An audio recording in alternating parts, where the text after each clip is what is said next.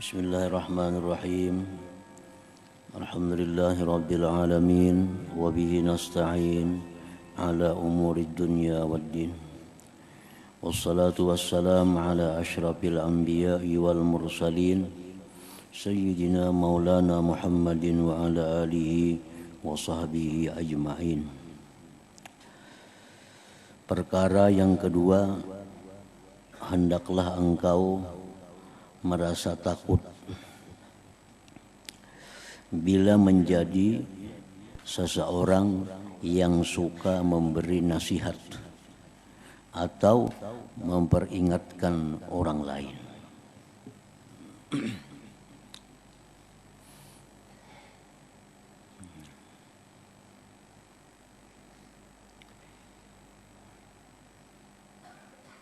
Karena pekerjaan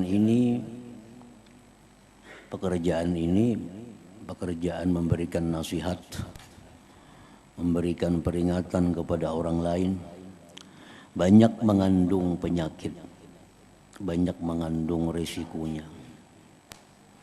Terutama bila mana kita menyuruh orang lain untuk melakukan sesuatu, sedangkan kita belum melakukan sesuatu itu.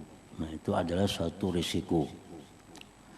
Atau kita melarang orang melakukan sesuatu sedangkan kita melakukannya. Nah, itu bahayanya orang yang menjadi penasihat atau pemberi peringatan.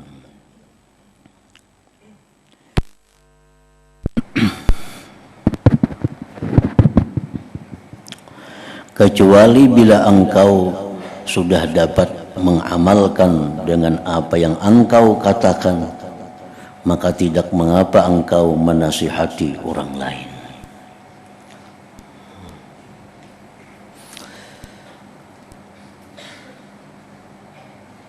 Karena banyak ancaman-ancaman Allah di dalam Al-Quran dan pula hadis Rasulullah tentang orang-orang yang memerintahkan orang lain berbuat sesuatu sedangkan dia tidak melakukan sesuatu itu.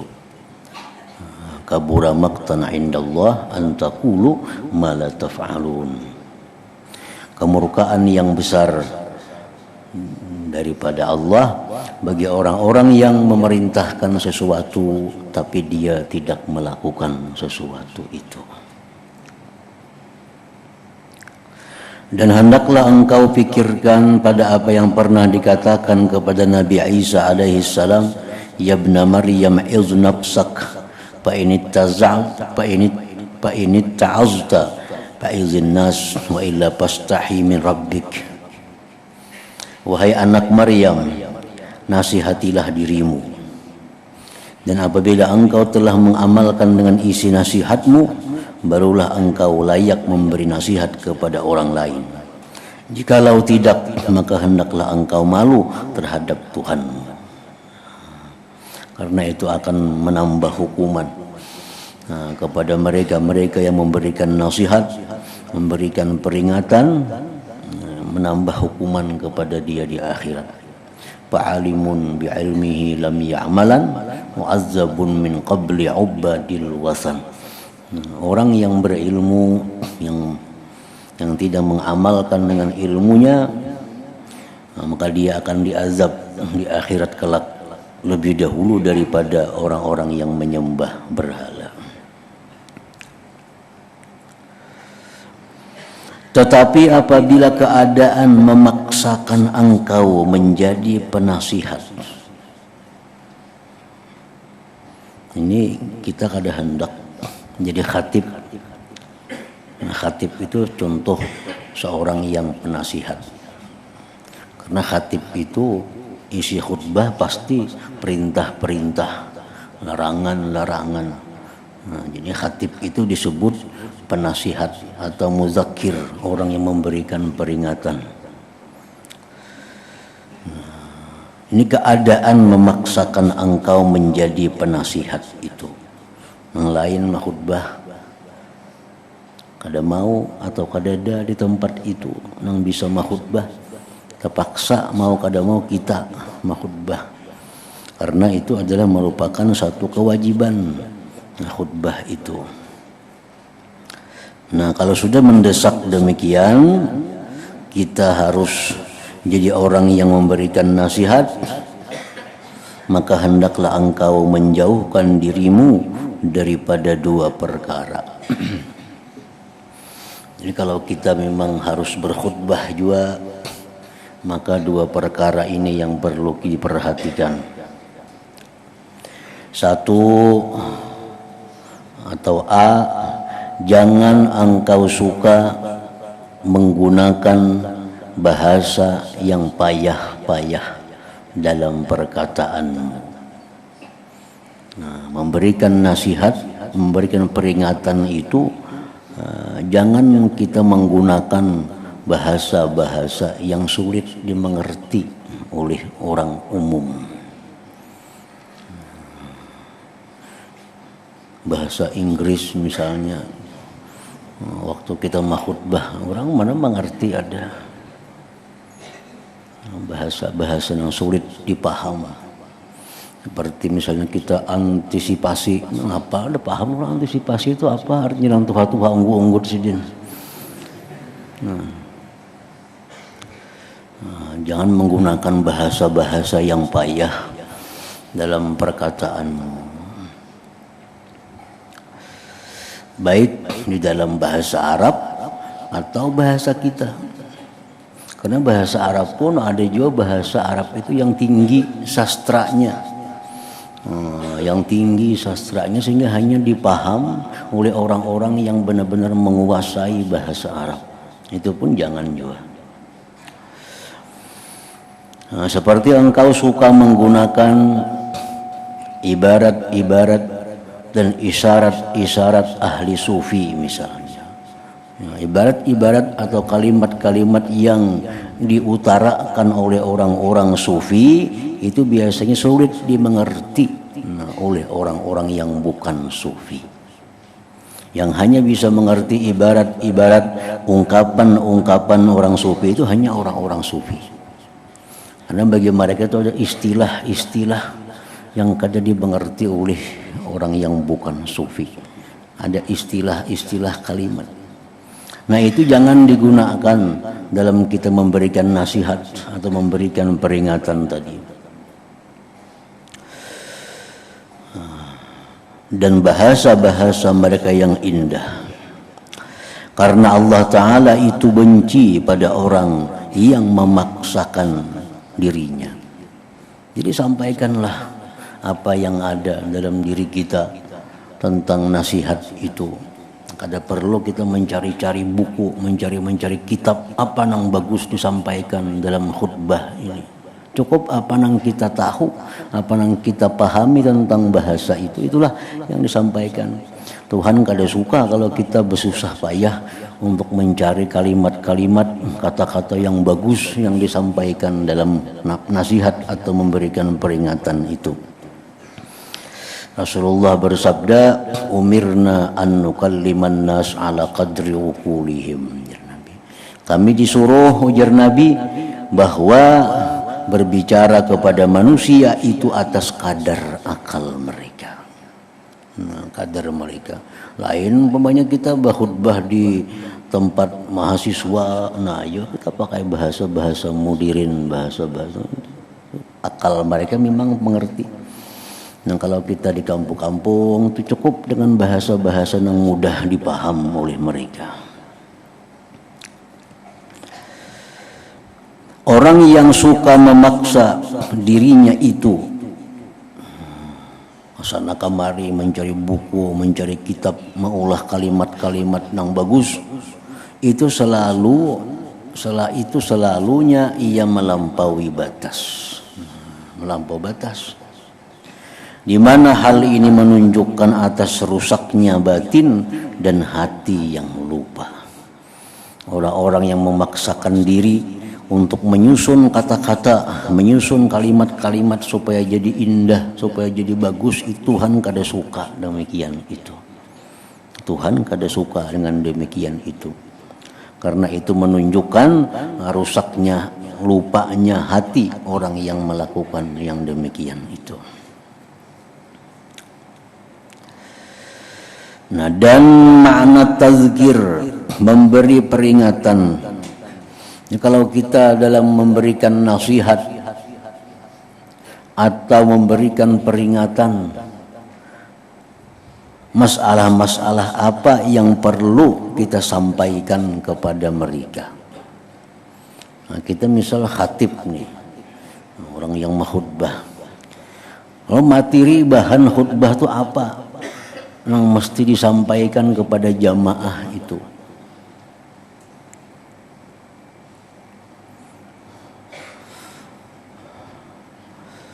Nah, di sini Imam Ghazali mencontohkan beberapa masalah yang perlu disampaikan kepada manusia, kepada umat oleh orang yang memberi nasihat kepada mereka itu.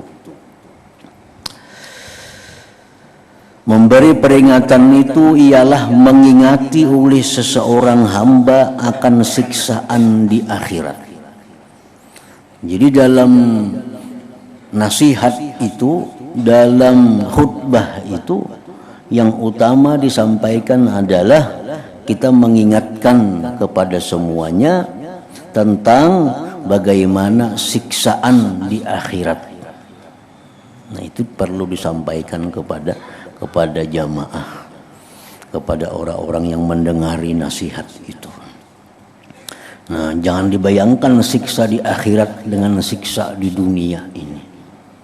Kan di dunia misalnya kita orang mencuri di penjara 2 tahun lapas. Jangan dibayangkan di akhirat macam itu, kita di penjara kena sekian lapas. Di akhirat itu adalah apabila kita salah, kita dimasukkan dalam neraka, bukan penjara. Dimasukkan ke dalam neraka. Amun di sini penjara masih diberi makani, masih ada tempat guringnya. Amun di neraka itu kan ada makannya, selalu ada makan-makanan yang menyakitkan, ada minuman-minuman yang panas yang menghancurkan isi perutnya. Nah, itu yang disampaikan bahannya kepada orang-orang yang mendengar nasihat atau khutbah itu, bagaimana tentang siksaan di akhirat bagi orang-orang yang di dalam dunia ini kadang menghiraukan hukum Allah Subhanahu wa ta'ala. Seperti jar Nabi dalam sebuah hadis beliau, narukum hadhihi allati tuqidun juz'un wahid min 70 juz'an min nari jahannam. Nah, ini contohnya bahwa ujar Nabi kita, api yang kalian nyalakan di dalam dunia ini. Kita sagan memasak api itu, jarang banyu. Nah, api itu hanya 1 bagian dari 70 bagian daripada neraka jahanam. Jadi masih 69 kali lipat lagi panasnya daripada api dunia ini. Nah, itu api akhirat. Jadi api akhirat tuh bukan sama dengan api kita biasa. Kepanasannya jadi ditambah lagi 69 kali daripada api yang ada. Itulah api akhirat.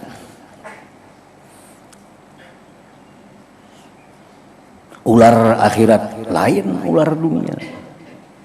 Dalam kubur, begitu kita masuk dalam kubur, kalau kita kada bisa menjawab munkar nakir, datang ular kepala 9. Ini hadis Nabi mengatakan demikian. Nah, kita ada ular kepala 9. Jangan dibayangkan ular akhirat sama dengan ular dunia ini. Nah, jadi itu bahan-bahan yang perlu disampaikan kepada umat ini. Bagaimana tentang siksaan akhirat. Dan ia melihat pula pada taksir yang ada pada dirinya, pada perhambaannya terhadap Tuhannya. Jadi seorang pemberi nasihat itu juga mengajak kepada hadirin ini untuk memikirkan bagaimana kurangnya kita terhadap Allah, bagaimana taksirnya kita kepada Allah, banyaknya hukum-hukum Tuhan yang kita langgar. Nah, ini menyadarkan kepada umat. Itu khutbah itu mesti macam itu isinya, bahwa kita banyak lalai kepada Allah, kita banyak melanggar hukum Allah, kita kada bertata krama dengan Allah. Dan ia memikirkan pada umur yang telah dilaluinya, yang telah banyak terbuang tanpa sebarang faidah.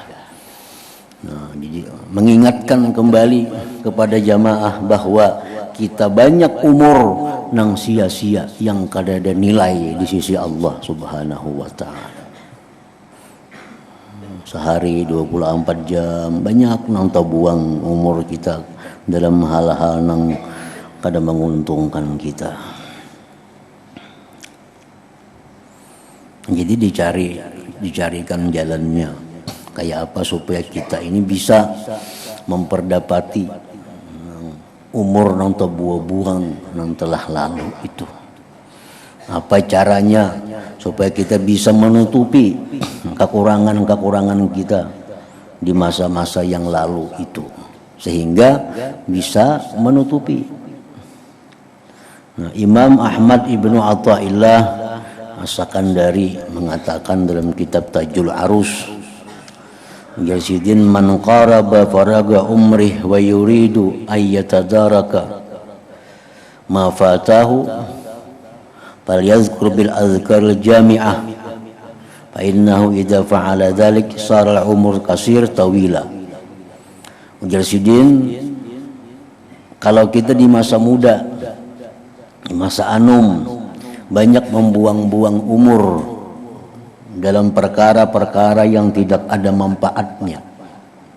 Nah, sekarang umur sudah tua, beribadah banyak kada sanggup lagi anum dulu, padahal kita beribadah berduduk sejam 2 jam masih kuat. Nah, sekarang sudah kada mampu lagi, setengah jam duduk sakitan udah semua. Lagi anum dulu kita sembahyang mungkin semalaman 50 rakaat kawa. Sekarang jangan 50 rakaat, 4 rakaat juga bilang apa. Nah, ini ngarannya lagi anum banyak terbuang-buang umur, sudah tua kada kawa lagi. Nah, ini Imam Ahmad ibnu Athaillah memberikan jalan keluar kayak apa orang ini baiknya supaya bisa umur-umur yang dahulu itu tertutupi. Nah, Jarsidin hendaknya dia berzikir kepada Allah dengan zikir-zikir yang jami'ah, dengan zikir-zikir yang mencakup, dengan zikir-zikir yang meluasi segala macamnya. Jadi kita pilih zikir, kita pilih amalan yang mana amalan itu banyak mengandung pahalanya, banyak mengandung faidahnya, sehingga bisa menutupi kekurangan kita di masa yang lalu itu. Di situ beliau dalam kitab itu memberikan contoh amalan yang bagus itu antara lain Jarsidin, subhanallah wa bihamdih, subhanallahil azim, adada khalqih wa ridha nafsih wa zinata arsyih wa midada kalimatih. Nah, ini diperbanyak dibaca bagi orang-orang yang banyak membuang umur sia-sia di masa muda, karena ini termasuk zikir yang jami'ah. Subhanallah wa bihamdih, subhanallahil azim, adada khalqihi wa ridha nafsihi wa zinata arsyihi wa midada kalimatih. Nah, jadi satu kali berzikir itu mau pahalanya lebih daripada kita berzikir subhanallah bihamdi seharianan semalamanan. Nah, kita berzikir misalnya subhanallah bihamdi berapa ribu sehari. Nah, dibanding pahalanya lawan kita berzikir nang subhanallah bihamdi subhanal azim adada khalqi wa rida nafsih wa zinata arsyih hamidada kalimatih, tadi kalah pahalanya. Nah, banyak itu pahalanya. Nah, ini perlu dicari zikir-zikir nang banyak pahalanya. Ajar Imam Ahmad Ibnu Athaillah. Nah, kalau berselawat cari selawat nang banyak pahalanya. Nah, dicontohkan seperti misalnya Allahumma salli ala sayyidina Muhammad wa ala alihi wa sallim adada khalqika wa ridha nafsika wa zinata arsyika wa midada kalimatik. Sekali kita berselawat itu sama lawan seharianan kita berselawat biasa. Nah, jadi ini jalan keluarnya bagi orang-orang yang banyak habis umur di masa muda sia-sia.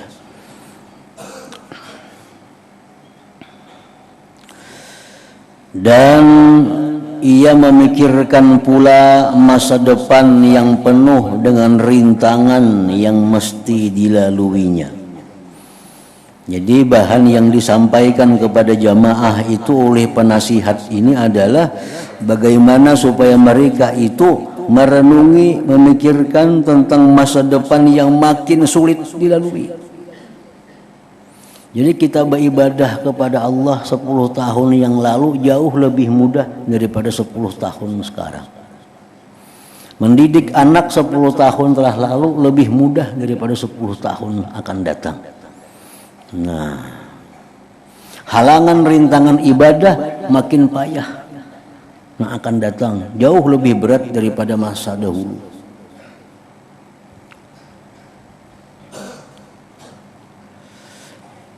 Dan ia merasa takut dengan keselamatan iman yang ada dalam dirinya. Jadi penceramah ini menghimbau kepada jamaahnya bahwa agar selalu merasa takut keselamatan iman. Jangan sampai merasa aman, imanku ini ada, imanku ini tetap. Jangan. Mesti waspada, mesti takut, khawatir bahwa kayak apa iman ini. Apakah hari ini aja kau beriman? Isuk belum tentu. Jar Nabi kayaknya di akhir zaman umatku ini ada yang pagi beriman, kemarian kafir. Nah,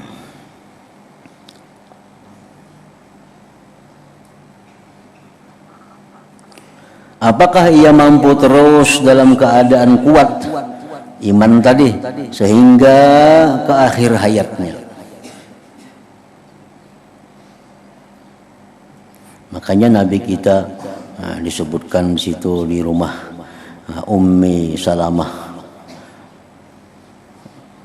Ummi Salamah salah seorang istri Nabi berkisah, artinya Nabi itu kalau di rumahku selalu membaca doa ya muqallibal qulub tsabbit qalbi ala dinik. Ya muqallibal qulub tsabbit qalbi ala dinik. Wahai Tuhan yang membulak-balikkan hati, tetapkan hatiku atas agama Engkau.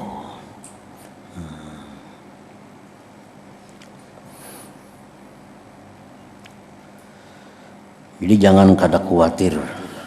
Orang nang kada khawatir imannya hilang, iman itu akan hilang.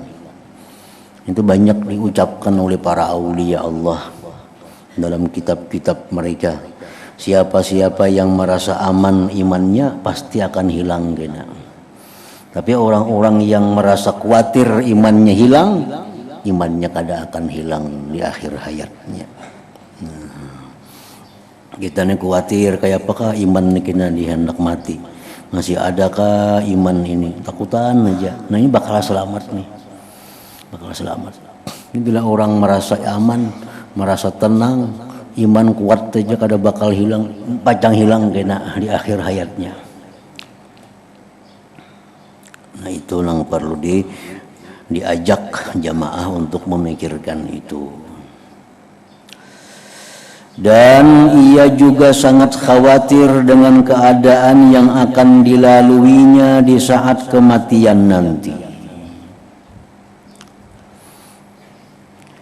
Dan betapa pula ia menghadapi malakul maut yang akan mencabut nyawanya. Itu perlu juga dipikirkan kainan pertemuan malaikat maut ini kayak apakah? Apakah malaikat maut ini ramah lawan seorang atau kasar? Atau malaikat maut ini menampakkan wajah nang bagus atau wajah nang seram?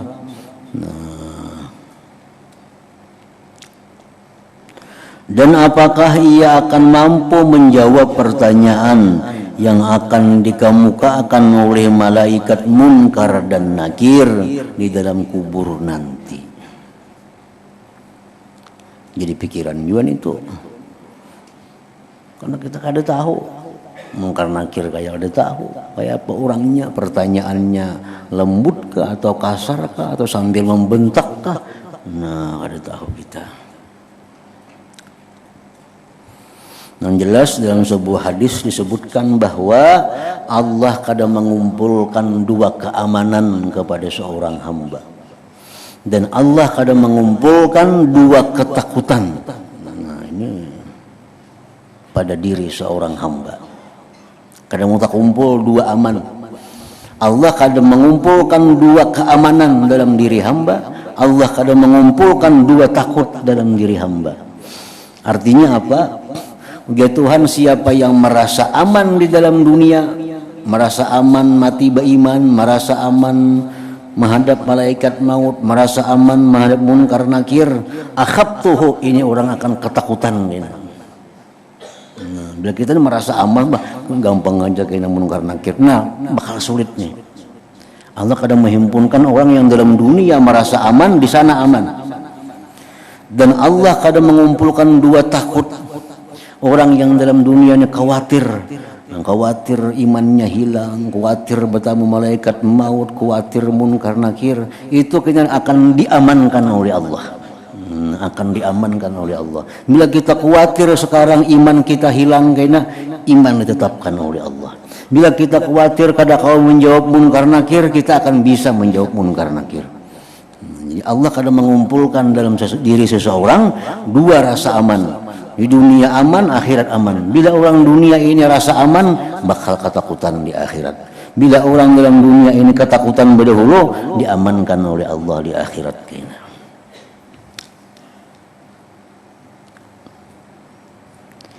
Nah, malaikat munkar dan nakir dalam kubur nanti, begitu pula ia akan merasa sedih dengan keadaan yang belum menentu lagi di akhirat nanti. Di akhirat kan kita kada tahu lagi sudah kayak apa, makinnya kada tahu. Dan bagaimana keadaan ketika berdiri di hadapan Allah Ta'ala.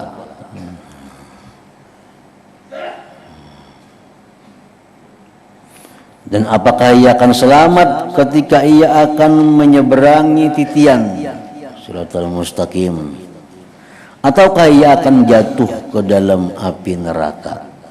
Samuan itu kita kada tahu, dan pasti terhadapi, pasti terlalui.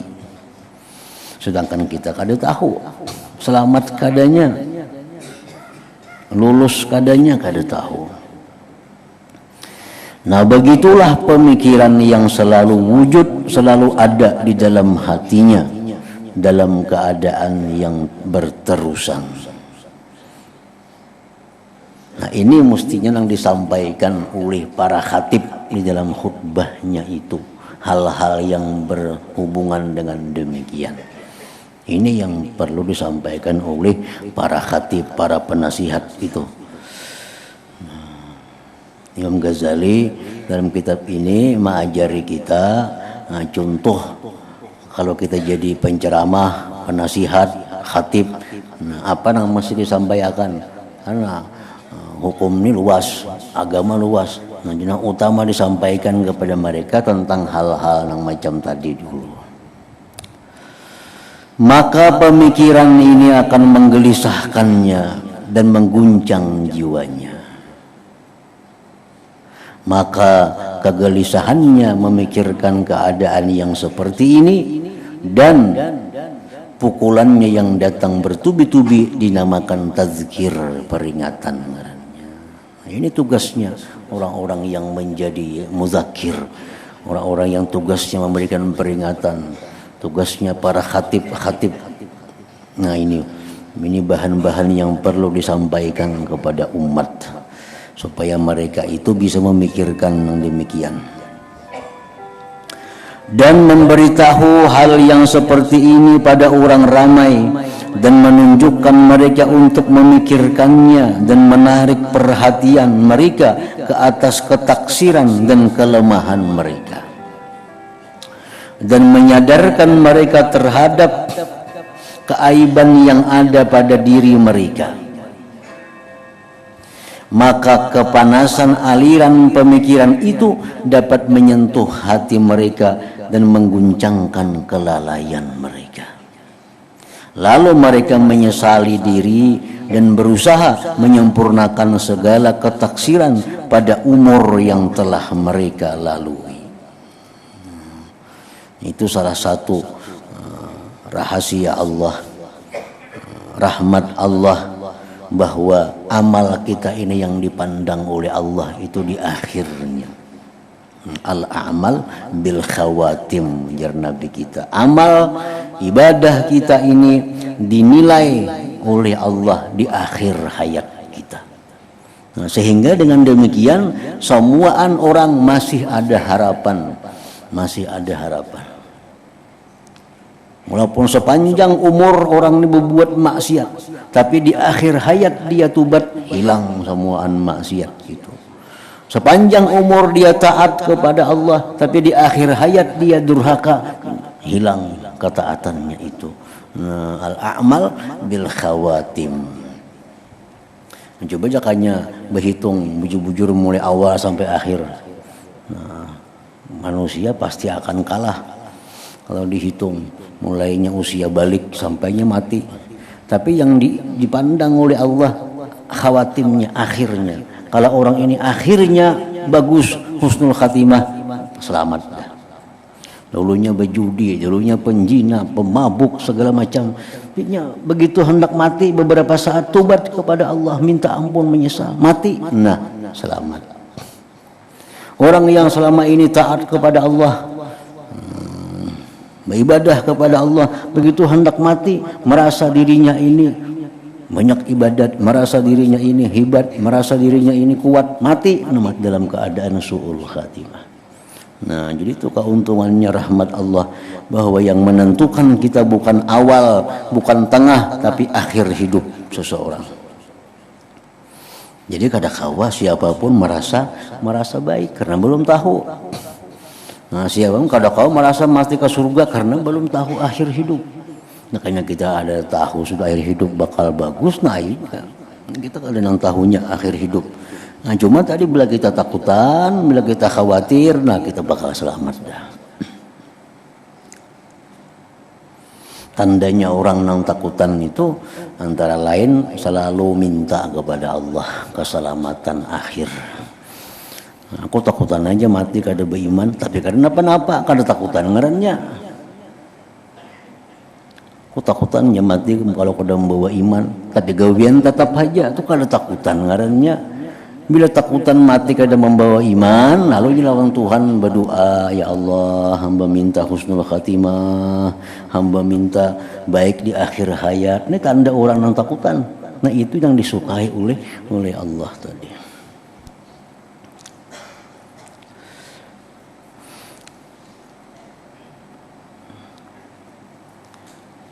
Sekedar kemampuan yang ada pada mereka, dan mereka merasa kesal terhadap hari-hari yang telah berlalu yang tidak dapat diisi dengan ketaatan kepada Allah Subhanahu wa ta'ala.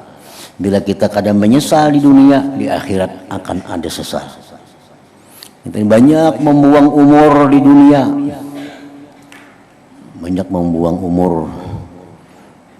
kadang disesali, mati kita, di akhirat kena penyesalannya, sakit.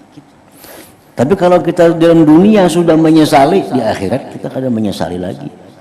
Nah, mulai dalam dunia sudah menyesali banyak bahari umur tak buang-buang kada kakaruan, banyak kesehatan tak buang-buang kada kakaruan.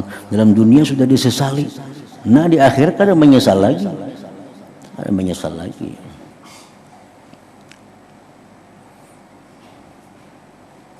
Maka pekerjaan seperti ini dan dengan cara yang kita terangkan tadi dinamakan nasihat itu.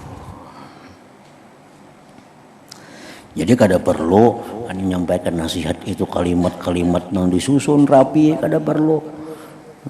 Bahasa-bahasa yang intelek kada perlu. Yang penting bahasa-bahasa yang lugas, yang paham, yang membuat jamaah itu mengerti apa pesan agama.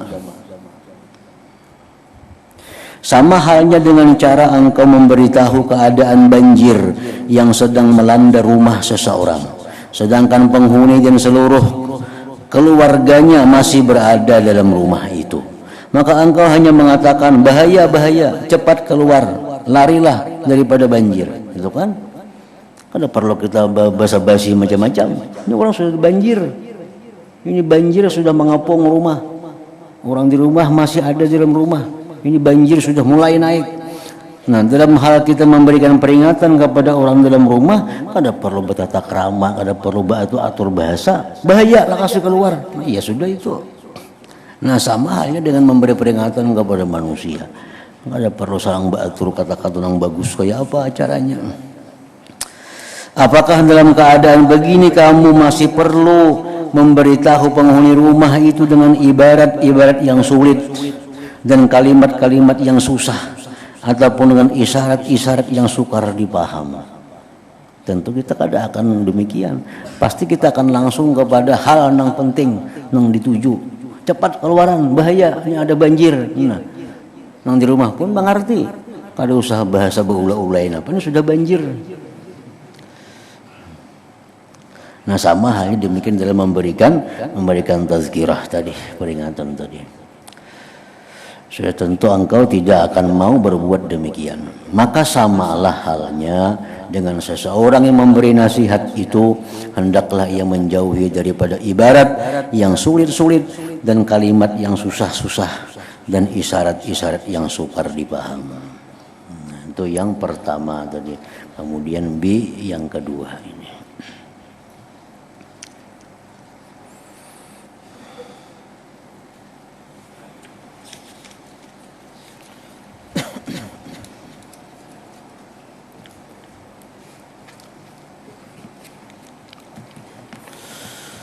أفضل الذكر فاعلم أنه لا إله إلا الله محمد رسول الله لا إله إلا الله محمد رسول الله لا إله إلا الله محمد رسول الله لا إله إلا الله لا إله إلا الله لا إله إلا الله لا إله إلا الله لا إله إلا الله الله الله الله الله الله الله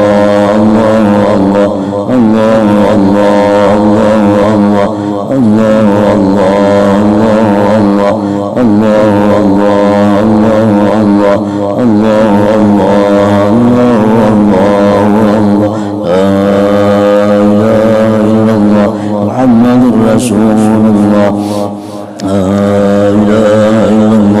محمد رسول الله لا إله إلا الله محمد رسول الله لا إله إلا الله الفاتحة الرحمن الرحيم إياك نعبد وإياك نستعين اهدنا الصراط المستقيم صراط الذين أنعمت عليهم